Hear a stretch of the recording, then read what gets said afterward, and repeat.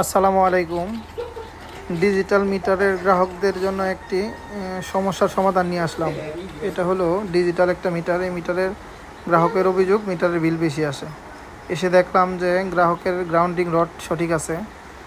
গ্রাহকের মিটারের অভ্যন্তরীণ সমস্যার মধ্যে পাওয়া গেল হলো গ্রাহকের ঘরের মিটারের ফ্রিজটা অনেক পুরাতন। ফ্রিজে যখনই লোড দিচ্ছে তখনই 2 কিলো 2.5 কিলোর মতো লোড নিচ্ছে।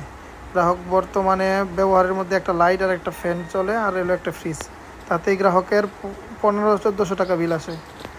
তদন্ত করে দেখা গেল যে গ্রাহকের ফ্রিজটা অনেক পুরাতন, সেই কারণে এই বিলটা আসতেছে।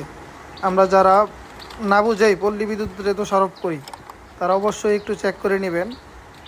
দেখবেন ঘরের মেন সুইচ বন্ধ করে এই যে আমাদের এই মিটারের এই যে লাল বাতিটা দেখা যাচ্ছে, এই বাতিতে কিনা পালস দেয় কিনা। বিদ্যুৎ ব্যবহার যদি হয় সেক্ষেত্রে এই বাতিটা পালস দেবে। আর যদি দেখেন মেন সুইচ বন্ধ করার পরে বিদ্যুৎ পালস দিচ্ছে, সেক্ষেত্রে মনে করবেন মিটারটায় সমস্যা আছে। অন্যথা আপনার ওয়ারিংয়ের সমস্যা, পুরাতন ফ্রিজ হতে পারে, বা আপনার ফ্যানের যে রেগুলেটরগুলো, এই রেগুলেটরের সমস্যা হতে পারে, অথবা আপনি এক ঘর থেকে অন্য ঘরে সাইড কানেকশন নিয়েছেন, সেই তারগুলোতে সমস্যা হতে পারে। এই সমস্যাগুলো প্রধানত কারণ হলো বিদ্যুৎ বিল বেশি আসার।